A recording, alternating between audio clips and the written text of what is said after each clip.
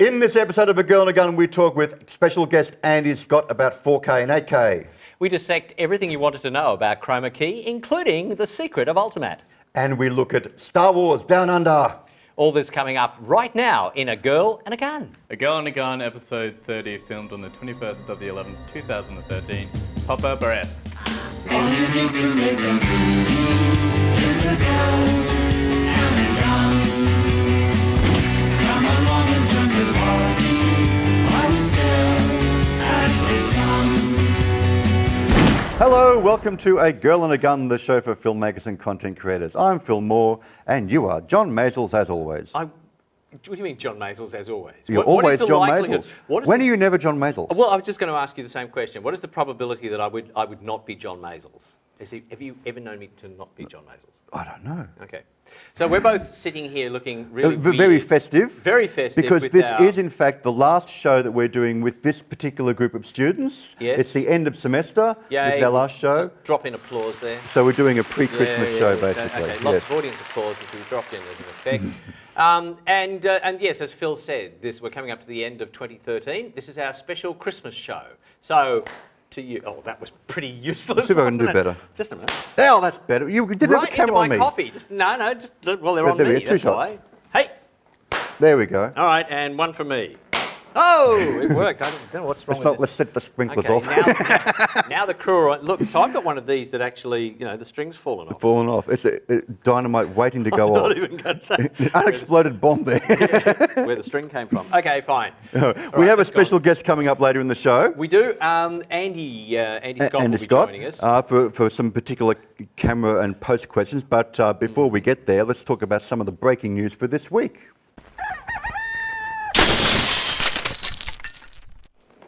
Okay, this week, did you know that the Screen Producers Association of Australia have changed their name? Who would have thought? I didn't realise until this week. Screen Producers Australia, they are now called. Yeah, well, they've been the Screen Producers Association of Australia for yonks, SPA. Yeah, and the SPA conference is now called Screen Futures or something? I don't know. So they're changing their name from, and we'll get this, they're changing their name from SPA to SPA. SPA. To SPA with a single A. But you heard it here second. Yeah. Anyway, at this conference, Kim Williams, who was one time head of the Australian Film Commission and then the Film Finance Corp, which became ultimately Screen Australia. And then head of Foxtel. And then head of Foxtel. Then, Opera House Trust. Right, so he did a talk at Screen Forever, as they're now calling it, the conference in Melbourne this week. Having a bit of a go at the funding institutions that we have, Screen Australia in particular. Who would have thought Kim Williams having a go at anybody? Since he used to be head of the funding organisations, delivering what's known as the Hector Crawford Memorial Lecture. Now we should cover that. Do you know who Hector Crawford is? Does anyone remember? Do you remember who Hector Crawford I'm speaking was? to the students behind the camera. Well, do you know who he is? No, the people here. No, shaking of heads. The people in the studio, I would expect not to, because they're of an age.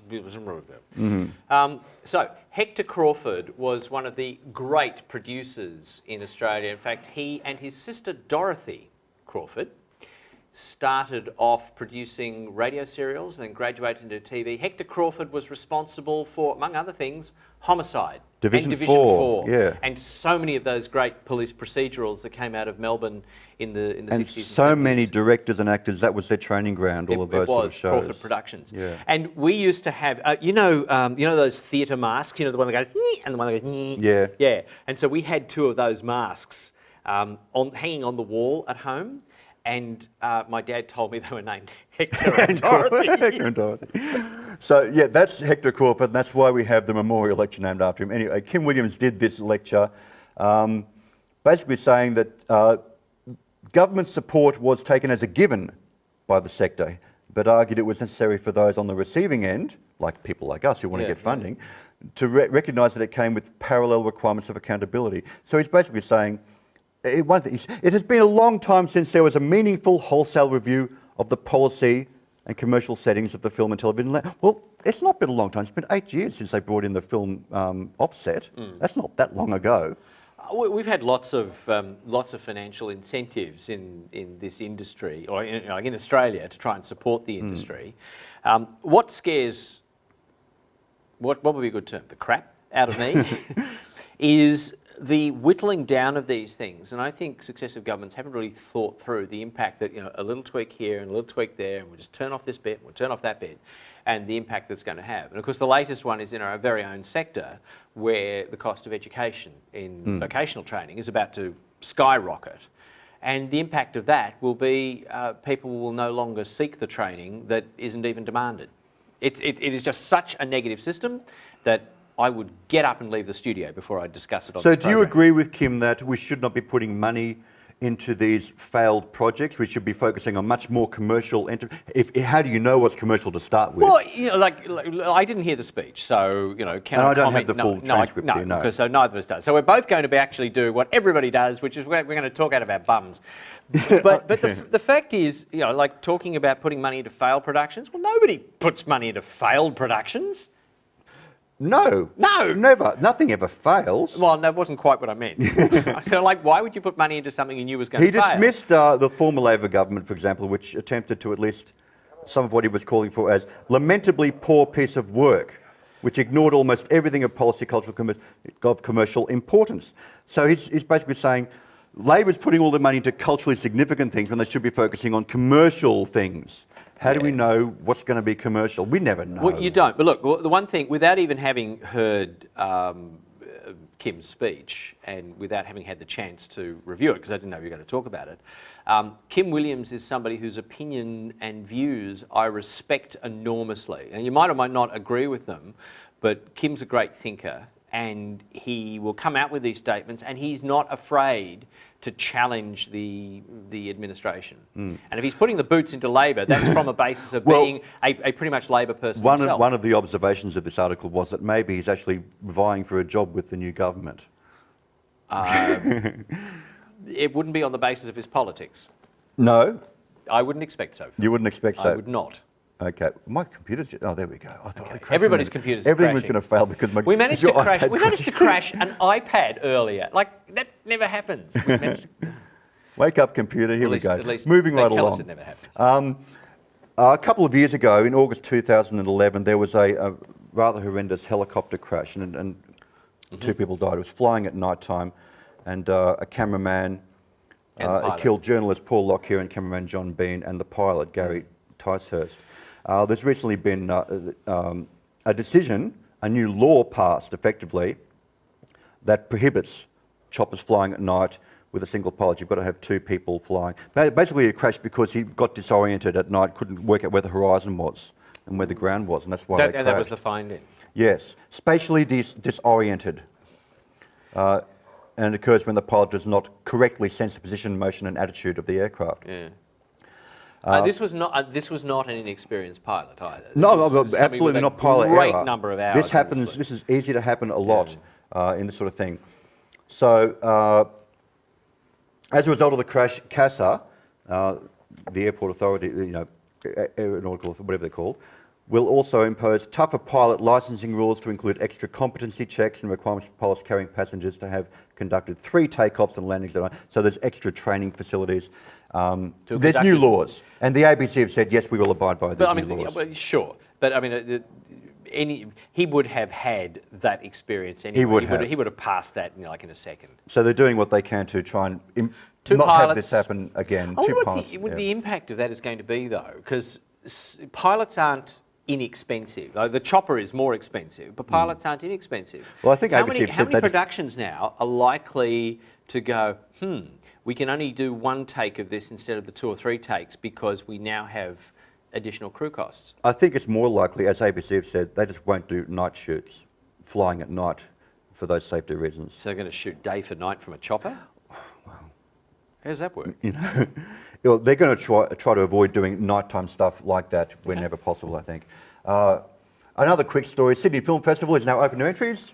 So have a look at the filmfestivallife.com, Sydney Film Festival, or there you go.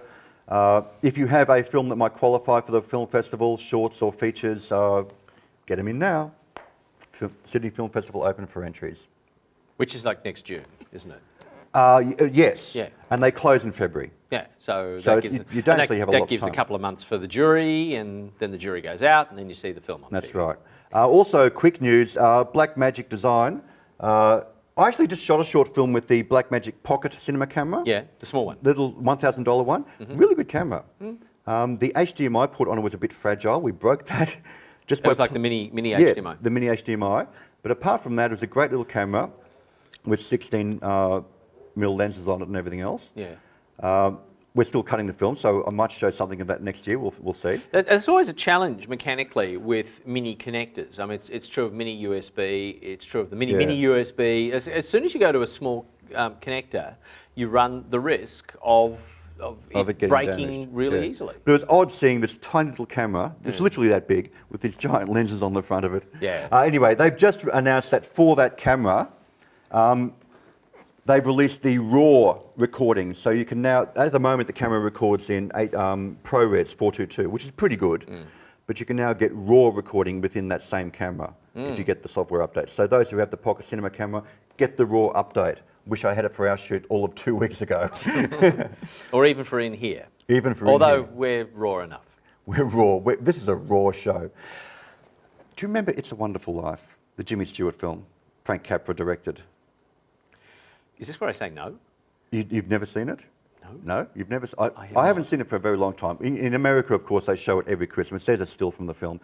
Very famous Christmas film. What year was it? Oh, it's like 1940s. So you would have seen it on the first run.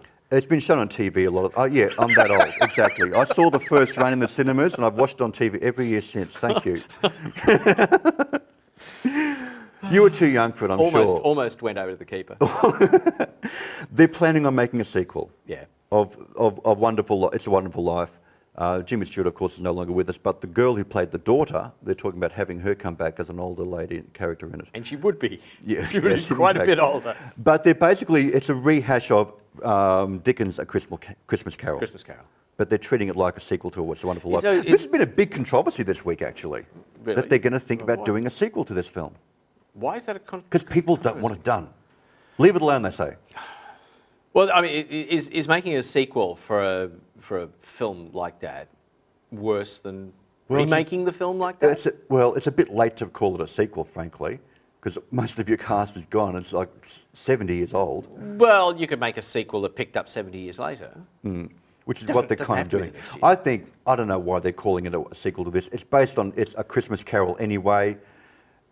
Just give it a different title, and they're just trying to sell it off the name of It's a Wonderful They Life. I think. really haven't considered the Ghost of Christmas Past. No, they have not. No. Because It's a Wonderful Life has an angel in it, and he's going to be the Ghost of Christmas Past. That's effectively what they're trying to do. Turn the angel, whose name escapes me from that film, into... Anyway, I hope they don't do it. I just don't bother. Make a new movie. Talking of, like, was Noah the Archangel? Noah? What? Was Noah the No, Archangel? Noah was It's not another, the It's a John non sequitur. Archangel. It was an no. Archangel. Okay. No, he was not the Arch. That's A-R-K, not A-R-C. Yeah. Or even A-R-C-H. Yeah. Do you know your Christmas legends, John? I know some of my Christmas legends. This is how we get festive. We just make.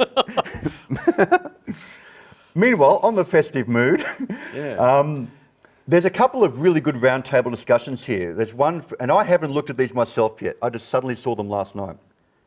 So you thought you'd talk about them on a TV program? I'm letting our viewers watch these. This is, okay, A Girl and a Gun, bringing it to you live without us ever having considered what we're actually doing. Well, look, this is a pretty safe bet. Watch the directors' roundtable with Steve McQueen, the new Steve McQueen, Paul Greengrass, David O. Russell, Ben Stiller, Alfonso Cuarón, and Lee Daniels. And what all are they talking about directing. And what do they know?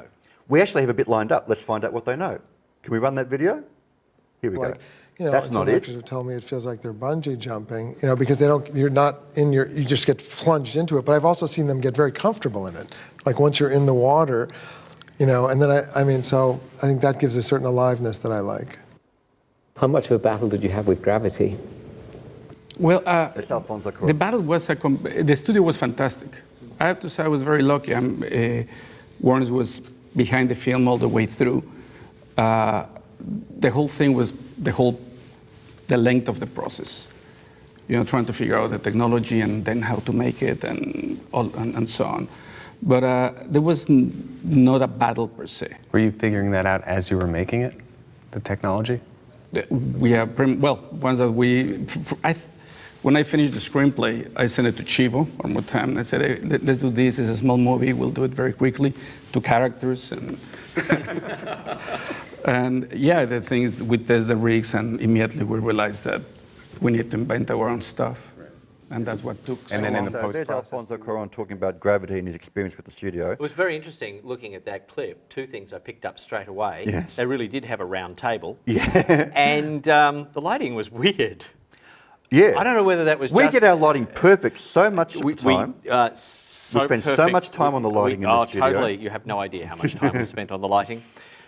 But, okay, Yeah, some so heavy hitters had there. some heavy hitters talking about their process. 17,912 hits, was that the number that I saw on that? So it wasn't a lot.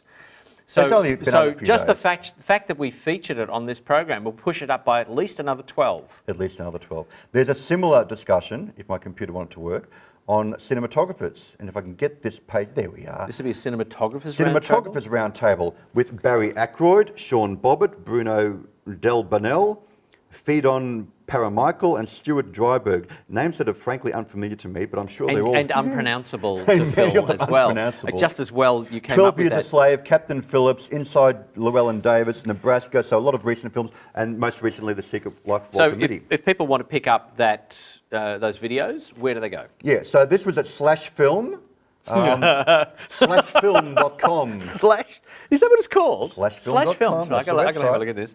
Slash, oh it is. There's the URL. It really is. I slashfilm.com. thought it would be. I thought it would be something slash film, but it's not. It's, No, it's slash film. slashfilm.com. You really wouldn't expect a directors' roundtable on a site called Slash Film. Slash Film. So have a look at those directors and cinematography roundtables. I haven't had a chance to look at them myself, but just seeing the names attached, I'm interested. That calls for a special effect. Special effect, Yes. Slash Film. Wow, that There we was go. One each. that was just so Oh, I special. can smell the gunpowder. Instantly addictive. Have you noticed? It's looking, and you can see the smoke coming off. It's not even a special effect. That's, cinematographers love smoke. That's, you know, they love... Oh! Well, that see one the didn't smoke really. coming But there's a hat in there. Oh, where's my hat? No, in there. There's a little hat No, in there there. isn't. Isn't there? No. God, you'd stick your finger in just because I told you there was a hat in there. You really are more was no desperate hat in than I there. thought. Can you pick which camera shot what? There's a short film here which was shot on a number of different cameras. The Scarlett, the Canon 5D with Magic Lantern, the GoPro Hero 3, Sleepwalker is the name of the film. We've got this lined up. Let's show a little bit of Sleepwalker. There's a Canon 5D. No, well, there's a Canon camera. There's a Canon camera. See if you can pick, when it switches between shots, which camera might have been used. People, welcome. So how do you pick which camera is being used? Well, for any I'm looking at this and I'm trying to work it out. They used the Red Scarlett Blackmagic Pocket Cinema camera, No remains a 5D Mark III, which is hacked with the Magic Lantern, which gives it RAW, and a GoPro Hero 3. I can't tell from the monitor that we're looking at currently. It would be difficult. What about when you were looking on a decent monitor at home? As opposed to the decent monitors we have here. To be honest, I'm guessing based on the kinds of shots. That as a nighttime shoot, so I'm assuming that might have been a 5D or the Scarlett. Same with that. Those darker shots that need the more low light, this could be the 5D or the pocket camera. You pick any particular difference in resolution? Oh, that was rather. See, that looked a bit washed So out. those that active ones, that might. Well, the 5D and the pocket camera are very similar in terms of, and Scarlett, I should say, washed out. That I'm assuming is a GoPro, just because it's a drone heli shot. Right. But I wouldn't know. I'd have to look at the raw footage to really know. And you're going to see a lot of raw footage in this. And This that's is- the trailer. This is so- not a comedy. No, and this is the trailer. Let's stop that there. It's getting a bit graphic, Was actually. that a piece of somebody's leg that they were trying to carve up a second ago? Maybe they use them because they have different colour balances, and the 5D is great for red, or something like that. Or the Scarlett is great for blue? Or yeah, because the reds are actually bad at red. The red cameras are not very good at red colour. I can't believe he said that. Even though it's called a red Scarlett. I know. But I can't tell just looking at that. I'd have to really examine it, and I'm still guessing. Right. But they've obviously graded the cameras to match, which is done, and I've done this, I've done shoots where I've had multiple different cameras, Sure. and it can be, some cameras grade better than others, depending on how much they're compressed. But you can make it work, and on a horror film like this, like my last film, which was a horror film, it was mixed all over the place. It's like, who cares? The truth is... It doesn't matter what camera you use. Well, you know, like for horror film, it's really all about genre, not about picture quality. I don't think anybody's going to see a slash movie, and this is a slash movie, for the picture quality. So... That still counts, though. You want to see what's going on. Yeah, but you just say it'll be effect. You can have some scenes that are grainy and some scenes that aren't. But and even though I'm to some extent a camera geek, so script and performance. What camera you shoot at the end of the day doesn't matter. Script and performance. If it tells a good story, you could shoot this on a phone, and we've had this discussion before. Okay. You know, it'll work. So we have an example here of script and performance. Yeah, you go. Performance with no script. Performance with no script. I can do mine. Oh, Fizzer. Fizz. Yeah, just. Moving right along. Last week, you weren't with us, but we had Karel Segers in here. We had a really good discussion with Karel Segers because you were working last week. I was. And one of the things Give that the came game up, away, Phil. well, people saw the episode, didn't you? You Yes, saw the episode? yes, I wasn't there. You weren't there. No. But one I of the was things we working that discussed with Karel was books, screenwriting books, and one of the original screenwriting mentors was Syd Field, with the book called Screenplay and others. He died this week. Syd Field, guru of all screeners, has died at the age of 77 this week. So there he is, as a younger man. That's a younger version of Syd Field. Yeah. He certainly doesn't look 77 in that shot. He's not. There is another shot of him where he's a bit older. Right. That was a much better looking shot of him. And look, he was the original screenwriting guru, basically. And he wrote the original book, Screenplay, The Basics of Film Writing, which laid out the 3-act structure and the midpoint and all of this. Well, I'm going to stick my chin out here with a 3-act structure. Oh, yes. Well, so he was how old? 70? 77. 77. Yeah. So doing a quick bit of maths, that means he was born in the 1940s. Okay. Now, I don't I'm know not if gonna you've do the math, I'll noticed. believe you. I don't Yeah. know if you've noticed, but there was film before that. Well, yes. There was a lot of film before that. So am I supposed to believe that for the first 50 years of film, nobody worked out that there was a 3-act structure? No, what you're saying is no one before that necessarily really analysed it and looking back at those old films and saying, actually, there's a similarity here. And here's what it is. There's a structure. Even the good old films like Gone with the Wind or whatever, they have a 3-act structure. He's the first one that really put it on paper and said, you know, folks, there's a reason why certain films are good, and here's why, in terms of storytelling. I find it so hard I mean, to he came believe. after Joseph Campbell, who sort of defined the hero's journey, which we spoke about last week as well. Yeah. He wasn't the absolute first. But in terms of screenwriting, he's the first one that put it down and crystallised it like that. Like a beginning, a middle, and an end. Yeah. I just find that hard to believe. Like, I can't even believe he was the first guy to write it down. Hello, what are we doing this week? Oh, I just have a beginning, a middle, and an end. I'm sure there are writers that understood this, you know, One would hope instinctively so, because there and were did lots of this. successful films. And in fact, he tells the story here of having met the director of The Dirty Dozen, whose name escapes me at the moment.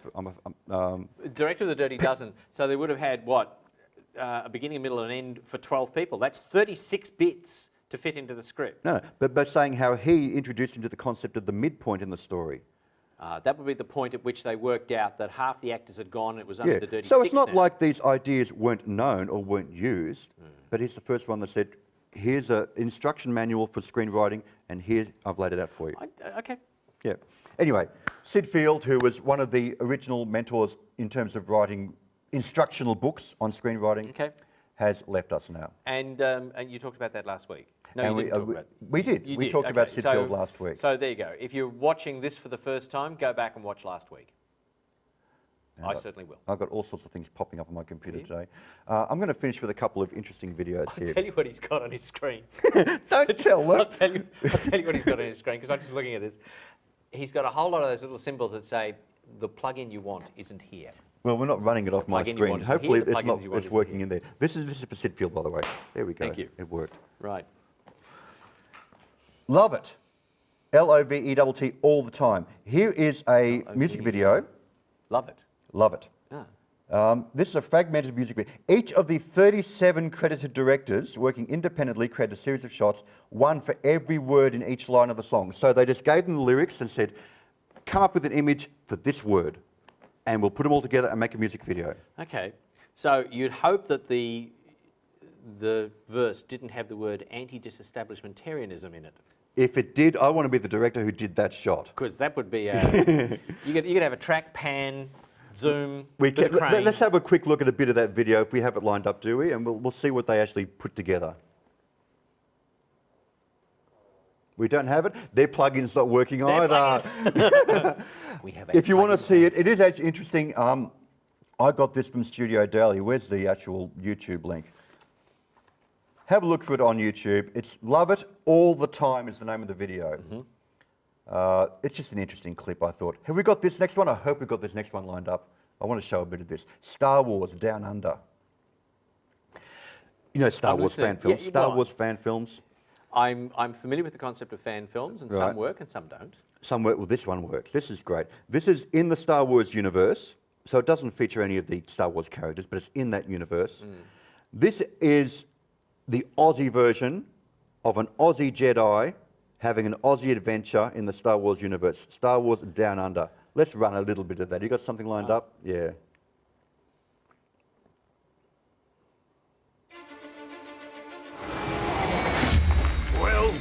Well, look what the flaming cat's dragged in. I always knew you'd be back, Merv. Flaming hell. G'day, Merv Bushwhacker. I'm a Jedi. Get your hand off it, mate. Wake up to yourself, Merv. You've been away too long. Drongo's taken it all. Bugger me. Dark Drongo. Trashed all the pubs and wrapped off with all the amber fluid. No bugger knows why he does it. Let's stop buggerising around, fellas. This bloke's really starting to brown. That's what you want on a trailer, isn't it? Somebody who comes up with great dialogue and says, stop buggerising around. I know this, Rebel. It's a bit like this show, really. Have a look at that. It's been released on YouTube. You can search for it on YouTube. Star Wars Down Under fan film. It's half an hour long. Yeah. Really well done. Really good CGI. Great dialogue. Yeah. Great dialogue. Hey, can I tell you just so we've got some more on that, or is that? No, that's it. Okay. Just go and look at it, folks. Go and watch it. I saw, as part of the SMPTE 4K demo, I saw a really interesting clip of a made-for-web, so I guess a fan film, a thing called Tears of Steel. Have you ever heard of that? Tears of Steel? Tears of Steel. And it's one of a series these people have made, and I thought this was a high-budget production. It was just like CGI all over the place, and I stopped to watch it and then realised I was watching something that was, well, unfathomable, really, without the sound, because they had the sound in it. And it is something that bears watching. They were showing it at this demo because they'd taken it, I think it's been compressed with DivX 10, and it's designed for the web, as a web viewing experience. They said it was sent out at 6 megabits, but it's a 4K film. Oh, okay. So it's called Tears of Steel. Tears of Steel. That's Tears another of one Steel. to look out for. We actually have a special guest coming up. So while we get him in on the couch... And we'll be talking about 4K. We will. Let's run a bit more of that trailer while we get our guest, Andy, to come and join us on the couch. And we're back with Andy in a moment. Back with Andy in a moment. We're going in tomorrow, mate. You're going to need more than you and that thing hanging off your belt to get us in.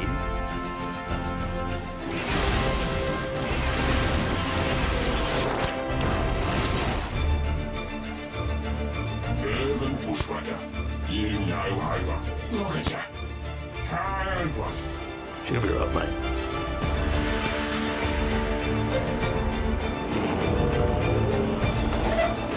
You're a dead set spunk. It's got to take the bolt now. It's flaming over. Oh, sweet buggery. It's cold! It's frosty! It's beautiful!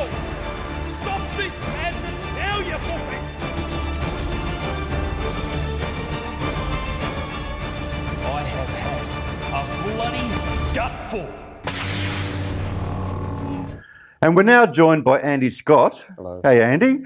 To help us with a few of our questions here, we have about 4K and 8K technologies. Yeah, for sure. What would you like to know? Andy's actually a fellow teacher with us here at Syd Field. He also teaches the multi-camera class here. But before we jump into And this... he does it in real life. He does it in real life, exactly. So that's your background. What is your background exactly? Well, I have a background in post-production. So I've worked as a cameraman and also as a producer, but mainly in post-production areas.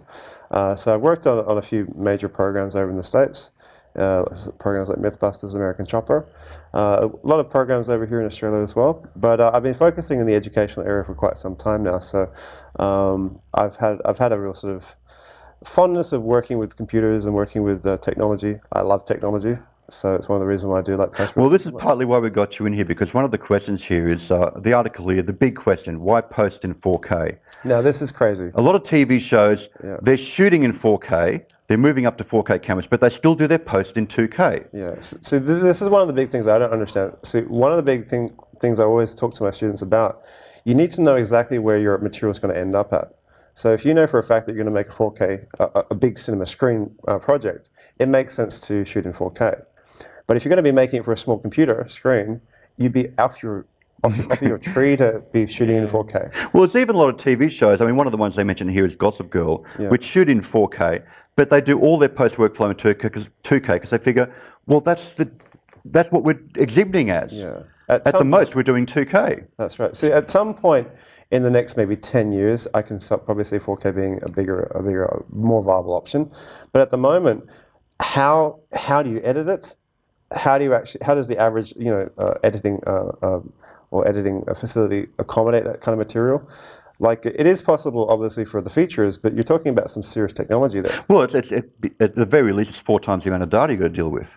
Can you imagine? Yeah, and it comes down to also storage. Like how do you actually store this stuff? Okay, but then Phil's example of how this works, he's saying shooting in 4K, posting in 2K. Well, wouldn't that be a really sensible approach, given that the advice is always acquire in the highest possible resolution that you can, store that, and like if it's going to be 10 years before we could actually use that in practice, fine. You've got the original material, you could go back and redo the edit for 4K. Full 4K. Well, are they storing the 4K raw files? Would they bother? Look, there's no point in shooting in 4K if you're not going to sort. Sorry. Yes. Where I can see this being actually like a benefit for that, if you're making like a Seinfeld series or a Gossip series, where the series will go way beyond its life. You hope. You'd hope. You hope it's going to be in syndication for like another 100 years. Theoretically, it's all The Simpsons. But that would make sense because then no matter where you go in the world, you can always have that high quality. When the 4K Blu-ray comes out, you can resell it again. That's right. But when it comes to like infotainment, news, current affairs, even stuff for the Discovery Channel, really 4K, what for? Because it's if you're doing a nature doco, 4K, the it's stuff that on extra. Yeah, but the stuff on Discovery, it doesn't last. It will last like 1 or 2 cycles, but then it gets dropped down to the lowest quality on the Foxtel boxes, because it's all about speed. Look, I go back to the days when we acquired in film, and of course that wasn't a question then, because film but film is actually capable of 4K or better resolution natively because of the way the. Well, part of the second article we have here from Studio Daily is about the 4K cameras. There's a side-by-side comparison of a whole heap of 4K cameras here, and I'm not going to go through the list, but there's new cameras coming out all the time, and everyone's ramping up to 4K acquisition. That's the new bee's knees, Which is pretty easy if you've got a 12 megapixel or 16 megapixel acquisition element. Yeah. So is it worth, even for shows like that, they're shooting on 4K, but they're still posting it too. Why are they buying 4K cameras then? Again, this is where it gets really muddy because, again, the amount of money that would be spent on the actual data storage units would be insane. Because they're obviously having to... Look, what it will always come down to is what are they shooting it for, and where it's going to end up at. And that's the rule of everything. So I think if they're going to be making a drama series, it makes perfect sense. I still go and I hear what you're saying, which means I disagree. I hear what you're saying, but the comment about data storage being expensive, I mean that's today. But I remember when it cost you like $100 a megabyte. Well, it doesn't cost $100 for anything like a megabyte now. It's going to be like 3 There goes seconds. someone's mobile phone. That's There a we go. slab. Studio crew get caught out again. Sorry, John. It's going to be like 3 seconds before we have 8 terabyte drives and 16 terabyte drives as standard. In which case, today's cost of storage is going to drop down to nothing, and you can roll out to other forms of storage. You can't go back and fix the acquisition. But, and as you say, if they're going to try and future... Let's deal with that one first. So Do you agree storage or is not? cheaper. No, it's look, getting cheaper and bigger. It does, but in stages, because at the moment you can buy like an SD flash card. Yeah. A 500 gig one is still like quite expensive to purchase. So, Yes, it is. So to get like over a terabyte, I don't think even terabyte SD hard drives exist at the moment for commercial purpose. Sorry, a domestic purpose. So in terms of like sort of a bigger facility, because again, the bigger the file, the higher the data transfer would have to be. So therefore, you need to have some pretty big hard drives. Well, for a major post facility doing lots of stuff, you're talking petabytes. Yes. Ultimately. Oh yeah. But as you were saying, even if it's a drama series, you're trying to future-proof that. You don't just capture it and then work in 2K. You need to cut in 4K. You've got to have everything done in 4K so it's ready to go for the future. You'd have to. Otherwise, you'd have to conform it all over again. Well, why not? What's the problem in workflow? Why not terms do with it that? right now? Have that 4K master file ready to go in 5 years' because time. then maybe it does introduce technology costs that are way above the benefit. So that's the point at which I'd be siding with Andy. But then you've run the risk of 5 years from now, when you try to make your 4K version, files have got corrupted and missing. You can't conform it properly. Well, there's the other thing. So I saw some 2K up-res to 4K. So I saw side by side. This is at the SMPTE conference in October 2013. That's just in case you're watching this in 2015 and laughing. And on the two monitors, it was pretty much impossible to pick which was the 2K original and which was the up-resed 2K. Yeah. They looked identical. They both looked really, really good. I was later told that they were both $1,000 monitors. But the fact that I picked which one I thought was the up-res content because I was looking for artifacts and I couldn't pick it. So thing number one, it says if we all decide to go to 4K transmission, God forbid, or amazingly, there might be that much spectrum available, or it might be an open. Well, it's not even broadcast now; it's IP ultimately. We've been talking about IP delivery. But should that happen, is it possible to upconvert the 2K without introducing horrible artifacts? We can do that now. Yeah. Well, but by then, and you saw, as you were saying before, you recently saw a 4K TV. That's right. Which looks spectacular. Yeah. So I went to an exhibition. A Harvey Norman. And they had a 4K camera, a 4K TV screen there with 4K content running. Yeah, and it was absolutely just gorgeous. This would be the like their preferred loop. It'd be something they'd engineer. It was a $30,000 TV. What I'm getting at is, we're already talking old hat. 4K is old hat because we're talking moving into 8K. Well, no, that's round the corner is 8K. Right. Okay, so let's get the timeline. You upres right. from 4K to 8K. Hang on, let's get the timeline right. NHK started showing probably in about 2005, 2006. They started showing their experimental 8K system, and they took that through over a period of about 3 or 4 years to the point where they could get that up as a SMPTE standard, which they did. And by the way, like I'm saying, it's a SMPTE standard. I really don't care what standard is. They did actually get to the point where everybody said, right, we're prepared to accept this. They got it through the standards process. Good, we now have 8K, and they've started doing these 8K transmissions. Which is, do we have that website there? There's an example, because they recently did a test on this. Okay. Yeah, that's it. So you can see that picture there. That's an 8K image of an apartment building on site. Now, it's actually subsequent to that the electronics industry, the consumer electronics industry, has gone, we can't deliver 8K this week and nobody's going to pay that much for an 8K TV and we don't have any material. Let's go and sell 4K because, we can make TV sets that do 4K. And so the 4K is really, particularly called ultra-high def. Yeah. In my opinion, the 4K is an invention of a consumer electronics industry that's trying to work out where they get their next buck. What can they unsettle consumers with? Well, 4K sets is it. Is that beneficial? I would actually challenge everybody to go and watch 2K, standard high def, on a reasonable 2K set and a reasonable 4K set, and see if the 4K offers better pictures. And my guess is they will. And they will because there'll be more bit processing behind at a faster rate. It's later technology, less contouring, less nasty things happening to the picture. It's likely to be a better experience in 2K anyway. Yeah, see where I also get concerned with this is like in terms of actually rendering graphics. Because I have friends who work in video gaming, and I also come from the special effects as well. But to render a single frame at true HD, that's a struggle for a normal computer. Yeah. But to do 4K, 4 times the struggle. That's insane. Yeah. Like insane. And with the new consoles just coming out this week, basically, the PlayStation 4 has just been released, the Xbox One's about to come out tomorrow. That's right. And they're now saying we can handle 4K content up to a point. That's right. That's right. You know, that's the cutting edge now. So to get to an 8K, an 8K graphic, like again, we're talking like a quantum leap in computer technology. Because again, like at the moment, our computers that we have here wouldn't be able to hack it. No. So what's the deal? You read this article. The NHK are still doing this test with 8K, the final frontier.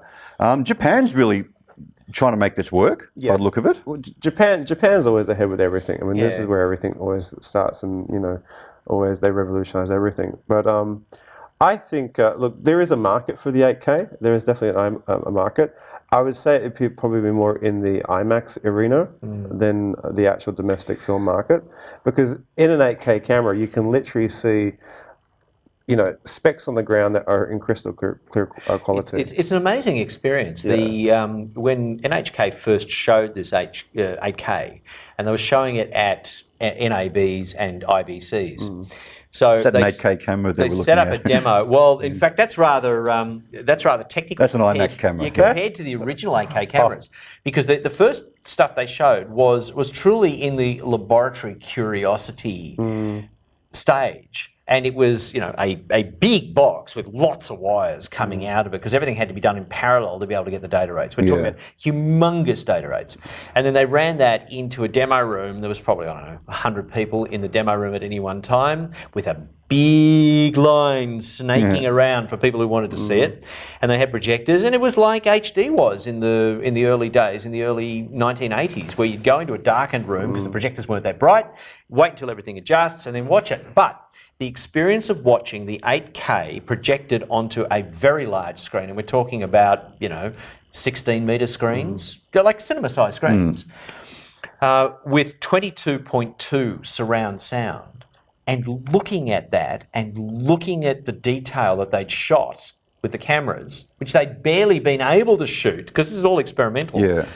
And the detail was such, like you talk about specs on the ground. I had a chat with one of the charming Japanese engineer afterwards, and he said, "Oh, what did you think?" And I went, "Well, I was pretty impressed." I said, he said, "Did you see the lovers kissing in the Times Square sequence?" I went, "Nah," because that was like, I went back later, it was like a speck down one side. You can see these two people. I said, "But I thought that the guy sweeping the snow off the roof in the snow scene was really, really interesting." And it was like a village, and it was way in the distance. And the engineer goes, "There was a guy on the roof?"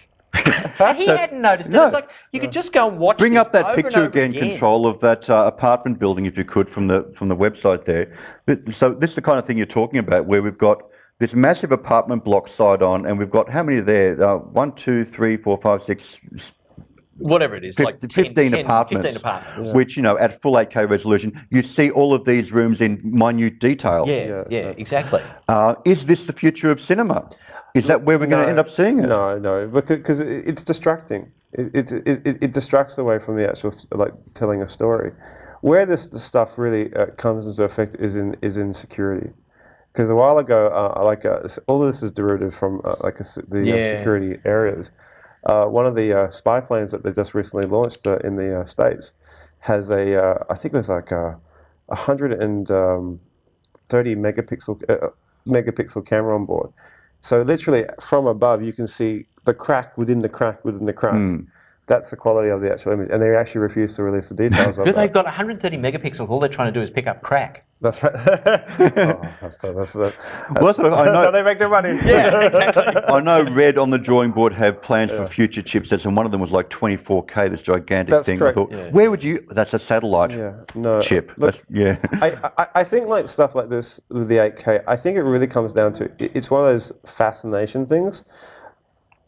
other than security and IMAX. I want a TV that does 8K. I want a wall in my living room Look, I that think is you're 8K. right about IMAX, and that's going to be a product differentiator, and it's going to be something where you really want to be immersed in the reality, which is, of course, what the 22.2 sound also does for you. I mean, it really localises the sound moving around you.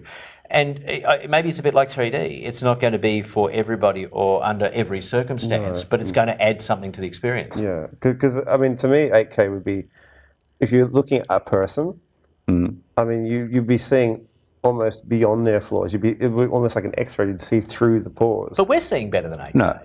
Look, in 20, 30 years' time, this will be in everyone's living room. Yeah. Honestly. Well, so if you're watching this in 30 years' time, this episode, welcome to... So here's the test, Phil. So we come back in 10 years. So the three of us come back here in 10 years into this studio. Where everyone's got 4K in their living rooms and it's already old hat. That's right. And we'll go, were we right or were we wrong? Were we right or were we wrong? Were we wrong? You know, I still shit on a Super 8. Can you film for one of those? Yes, you can. Whoa! I love it. I still love the quality of it. I shoot a lot of music videos, and you know, as a component, it always gives the art flavour to it. With sound? Or you just go and sing sound it later? Yeah, it's just. And I do agree that all of the fanboyism about 4K and 8K cameras is like, you're still telling a story. Yeah. At the end of the day, it doesn't matter that much what the camera is. And one of the other articles, which we'll talk about soon, is a comparison of different kinds of cameras. And I've shot with different cameras for films. It's like you can make them fit together as long as you're telling a good story. It almost doesn't matter. Look, it's obviously the way it's going to go. 4K is here. Yeah. It shouldn't be shied away from. We just need to find ways to actually address it correctly. I think the post workflow issue is more just because we're not quite there yet, but give it a few more years and we're fine. I would say once that Apple come out with that new tower of theirs, the spaceship, the new mini, thing, the garbage bin one, R2D2 that's been squashed. Yeah. That is some serious computer power right there. I'd feel more comfortable working with that. I mean, I'd have to be playing Call of Duty on that. That's as well. it there, yeah, the new Mac Pro. So if you can imagine playing Call of Duty with that. You're talking about games. I'm talking about film post-production. Come on, guys. We're just talking about 2K, 4K, and really great pictures. Right. I reckon that's a good place. Andy, thank you very much for coming in and joining us on that discussion. You're right. Thank you. Hope to see you again. We'll talk more about it. Thank you, sir. Okay. Thanks, Andy. So as Andy gets off the set now, I'm going to quickly vamp, and John will move across, and we'll run Pick My Brain, and we'll do our Pick My Brain question. Pick My Brain. Oh, absolute miracle of television. Yes, I get this back now. Yeah. You've got stuff in it. Yeah, You want more stuff in it? Absolutely there. Okay, fine.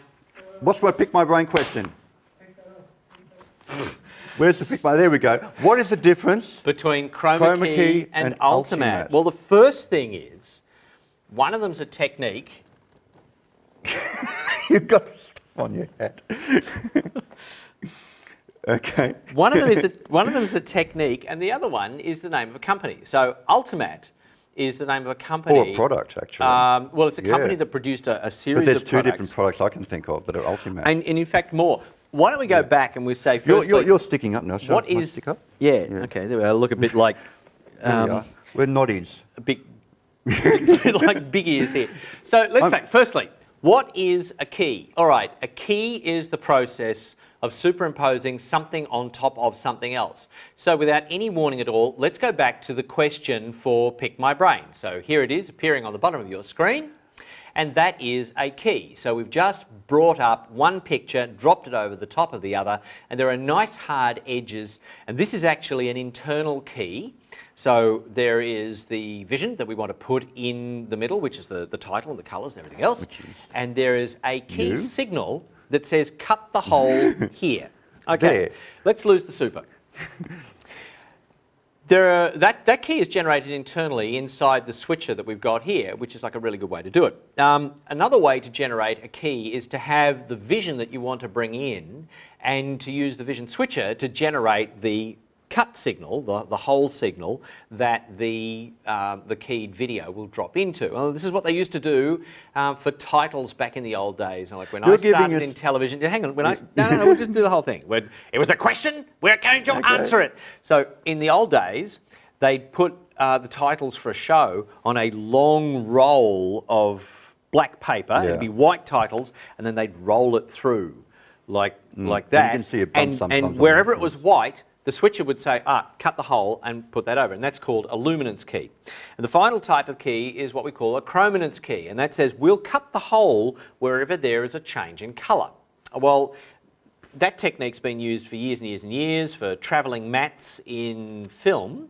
So in television, it's called a chroma key. And it works by saying, well, here's me, here's the background. The background will be a very easily identifiable colour, and we will cut a hole wherever we switch to that colour. There we go. So there's an example. Okay, so this Blue is an screen. example of blue screen. Now, why blue, and indeed why green? Indeed, if we Which if we we have zoom that out a here. bit on Phil's If shot, you go to my can shot and see- just pan across and it, we but you'll see a bit of green just pull screen out, there. and we'll just have a look at the studio here. And behind Phil is the green screen That we sometimes pull across and That's use. right. Yeah. It's not lit at the moment, so it's particularly dark, and that won't help. And next to it is And the next blue. to it is a chroma key blue. Yeah. Why would we use these colours? And the answer is those are two colours that are about as far away from human skin as you could possibly get. Certainly they don't go well with my skin, the green particularly. But they're Not both, until you've had a few. and then I do look like that Yeah. quite a lot. So these two colours Green. are probably they're probably primaries. I mean, even worse than Veronica's green. That's Her sort of festive green. That's sort of heading towards a bluey sort of green with a little bit of red in it. If you're going to mix that colour up. But if we were going whereas to green screen her, she should not be wearing a green Anyway, jacket. here's what happens though. What you want to do is light the background, whether it's blue or green, and that way you can very easily tell where the dividing line is between the skin, here, the edge of my face, and screen. Sort of works, but in a practical studio where you're actually quite close to the screen, whether it's blue or green, you tend to get a lot of that reflecting black. So you get actually like a green or a blue halo around the back of somebody, and particularly into the hair, and that's the thing where you want to do the most, be the most carefully controlled. When you're doing a key, you want the hair to appear naturally. So you're actually asking a device to do something that's pretty tricky.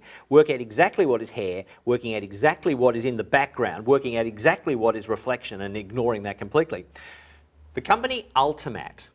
Oh, we're You going to were answer the wondering question? where I was going to come into this, weren't you? Wondering when you were going to answer the question. UltiMatte made a very strong business out of doing this process with a piece of hardware called an UltiMatte and an UltiMatte 2 and a few others.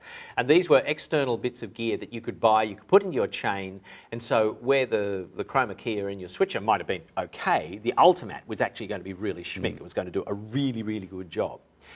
Well, all the switcher manufacturers, of course, did one of two things. They either tried to license the technology from UltiMatte so they could use it in their switcher, or they tried to design a switcher that was better than the UltiMatte and disintermediate the need for the UltiMatte.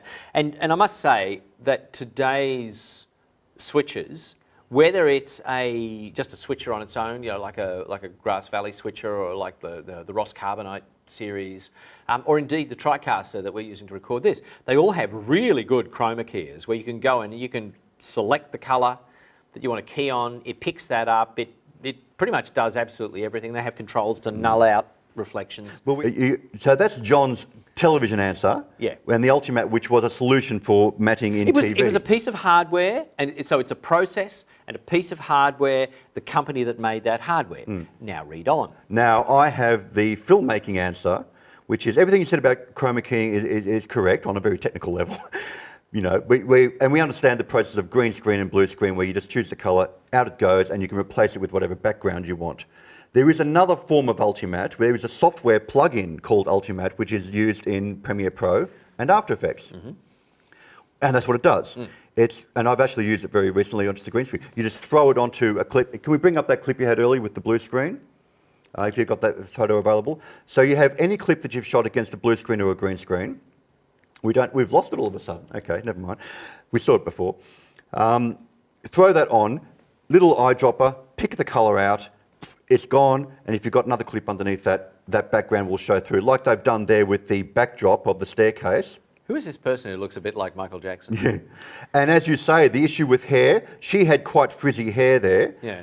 The UltiMatte software and others like it are really good at finding the colour through the hair and you get that slight halo effect. And yeah, because nothing looks worse than having the edge around the hair correctly switched back to a different background image, but you look through it and you see bits of blue or bits of green and not the image behind that you expect to see through the hair. So to answer your initial question, difference between Chromakey and UltiMatte.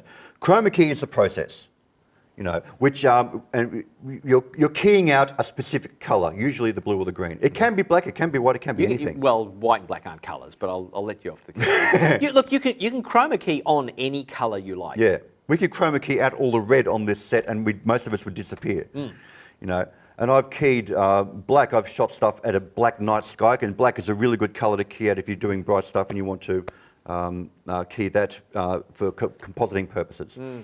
Whereas the UltiMatte, as you say, in your case, is a specific device that does the chroma keying and other stuff. And in my case, it's a software plugin that does the keying for you. Right. Yeah, it's just the name of the product. Yeah. Yeah. And by the way, keying, you can actually do a really good job of using keying in a PowerPoint presentation. If you want to drop PowerPoint over normal video, and you use a chroma key color in the background of the PowerPoint, then you can have everything that isn't that colored background key very, very easily with almost any switcher. It's a great way if you don't have a good character generator, but you can guarantee that the colors won't appear anywhere else. You can do it with PowerPoint. More than you ever wanted to know about chroma keying. There is actually there's another sort of key that you really do need to know about. Yes? Yep, that's the house key for your girlfriend or boyfriend. I'm trying to find one. It's a completely different sort of key. Phil's trying to find. I know you were going he somewhere wants to be able to do that. I wanted to be able to do that because another dud. Another dud. Here, well, what we're going to do, that is the end of our show, folks. But I'm not going to call That's a Wrap today. We're going to get our students over here behind the couch and we're going to do... That's a Wrap!